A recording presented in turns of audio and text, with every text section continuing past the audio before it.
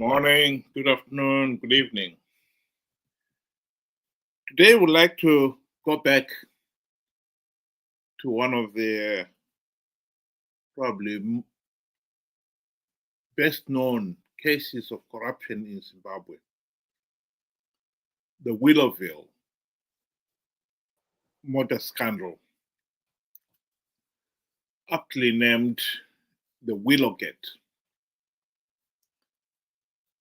after the American Watergate scandal. What I think we need to look at is why is it that Americans, for instance, were able to stamp out, come to the bottom line on the Willowgate scandal, Watergate scandal, sorry, and yet we failed to do the same thing with the Willowville motor scandal, and has ended up in a situation where corruption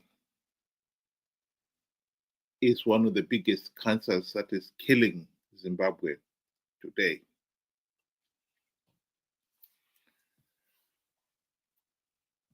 Welcome to the program, Ben. Good day to you and good day to our viewers. Thank you for joining us.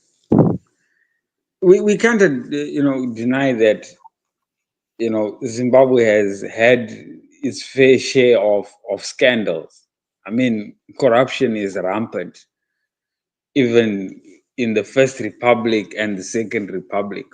And it looks as if the Second Republic has taken it into overdrive. And like you said, we have failed to stamp out corruption. We have in place the ZAC, Zimbabwe Anti-Corruption Commission, and honestly, up to today, they have made very little impact, if any. So it's quite worrying, where you have the evidence presented without a shadow of a doubt, and they just flip the pages through. They just pass it as it's a normal thing. It's very, very worrying. Well, I'd like to play this video clip for some of those listeners who may not be altogether familiar with the Willowville motor scandal. He was news editor at the Herald, another state-owned newspaper. This contact supplied Maruziva with more documents that showed there were some illicit dealings happening at the plant. In December of the same year, the Chronicle began to run a series of articles that documented and unearthed how ministers and officials in the Mugabe government were abusing their privileges of having the first preference on vehicles. What the team had discovered was that officials were buying cars and reselling them at a higher price for a profit. According to the Chronicle's articles, some officials were buying up to 4 cars at the original price and reselling them with a markup. The story became a bestseller and demand for the Chronicle increased overnight. The paper would sell out in minutes every morning with people eager to get the latest on the scandal that had been dubbed Willowgate. Have you tried everything but still can't lose weight? Sorry about that.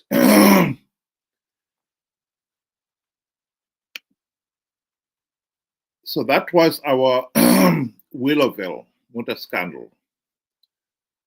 And it was named after Watergate.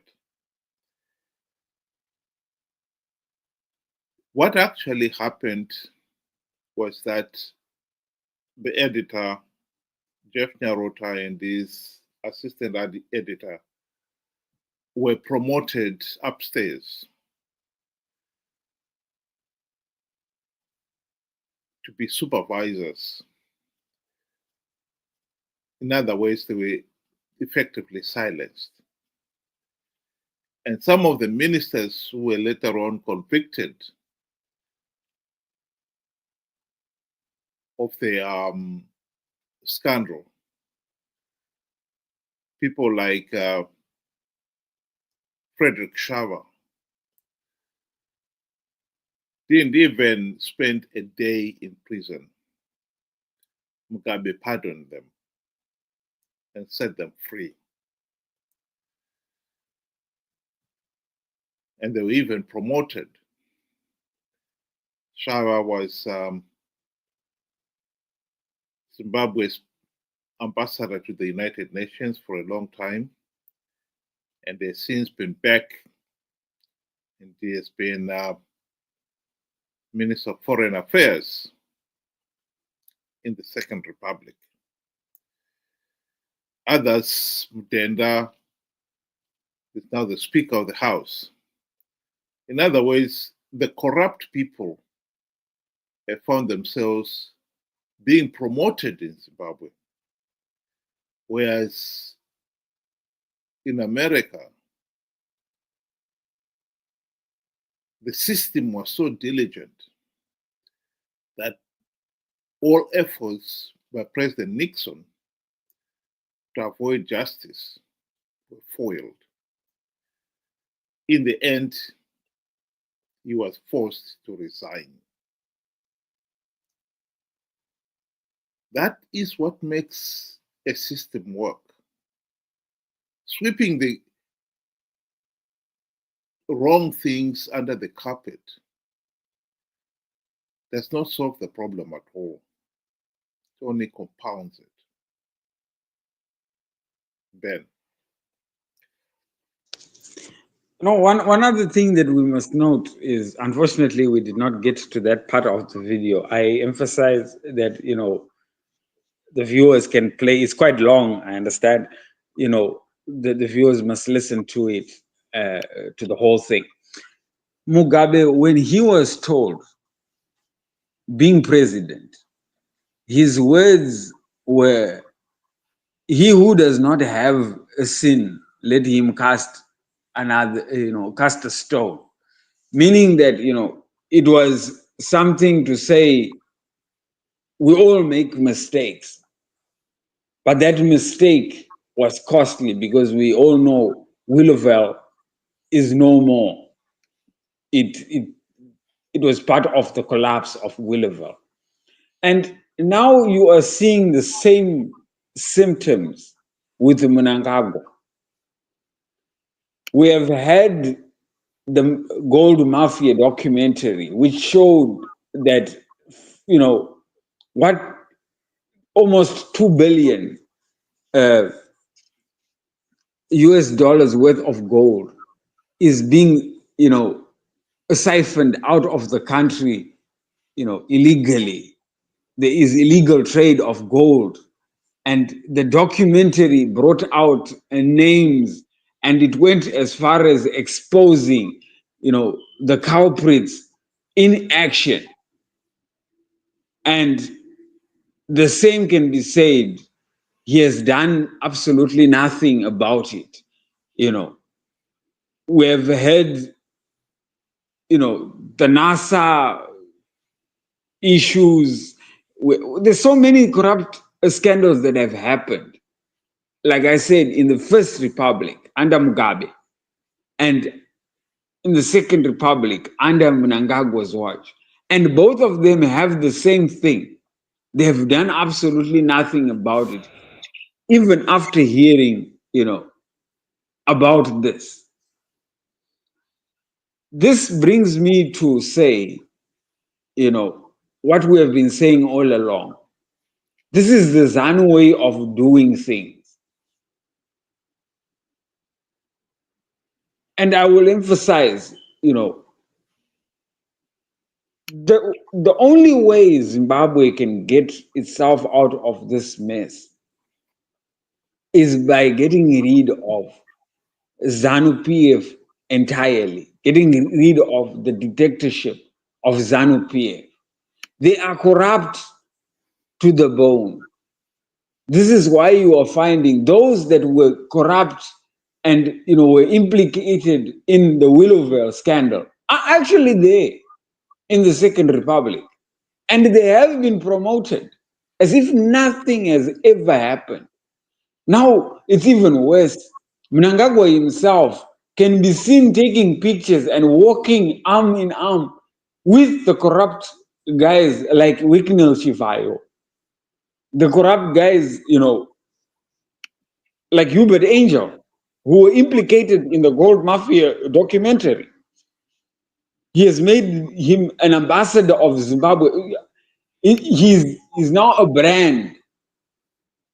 I mean, what does that show the world if you are going to have somebody that has been implicated in such a big scandal being, the face of Zimbabwe? How do you expect to get, investors to come in with such a corrupt guy as your representative? So the problem is not the single, entities in ZANU-PF. It's the whole organization. It is corrupt to the bone, and that needs to be eradicated.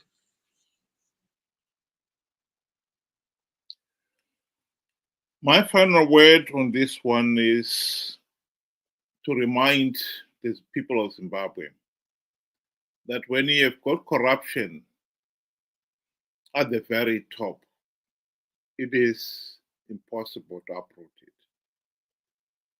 When those in positions of power and authority are the godfathers of corruption, you will not uproot it. That is what we have in Zimbabwe. Corruption in Zimbabwe has become so rampant, and the corrupt ruling elite have become so powerful that they're really able to do what they please. There is no doubt that all the various institutions, like the police, the army, the judiciary, are now in the deep pockets of the ruling elite.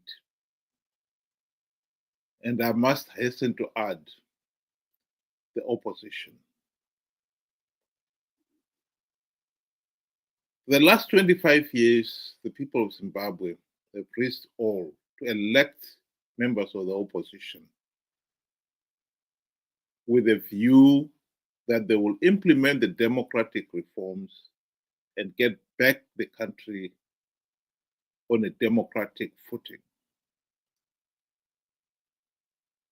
In 25 years, including the 5 years in the GNU, not even one token reform was implemented. This is why ZANU-PF is still able to blatantly rig elections and get away with it. Change, if change is going to come, has got to come from somewhere else. We have got to realize as the people that the present opposition is now ZANU-PF Team B in all but name. Playing for Team A to win and playing for Team A to have legitimacy. That is why we are in the mess we are in. This point has got to be emphasized again and again and again, because that is the only way out of this political mess. The opposition is preparing for the 2028 elections with a view of conning people to participate in those flawed elections and make people believe that this time the opposition is going to win big, when in reality they know that without meaningful reforms, ZANU-PF will always win. The system is set up in such a way that ZANU-PF will win no matter what.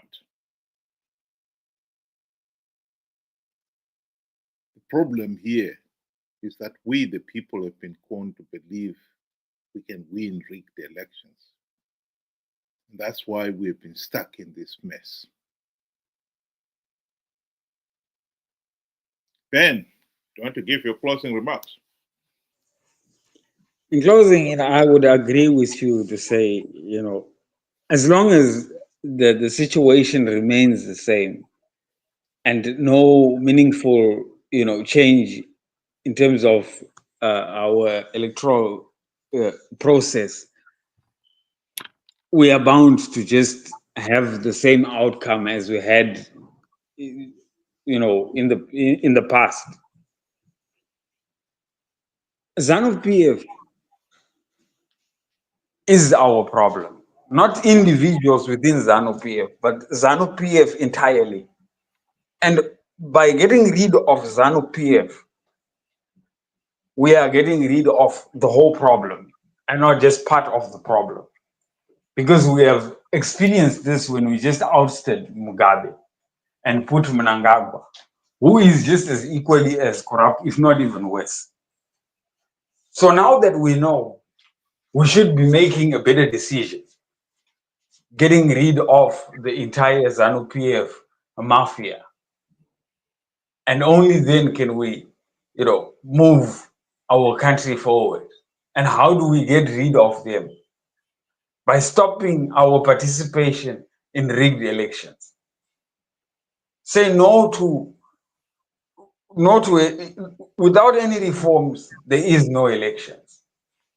And this has been said by all observer missions that came to observe our past elections. They've been saying it for decades. So we don't really have an excuse. This is the only way. And if we don't, we will be stuck with ZANU-PF into the unforeseeable future. Thank you. Thank you very much, Ben. And thank you very much those who were able to join us tonight. Join us again, 7 o'clock UK time, 8 o'clock Zimbabwean time. Have a good evening.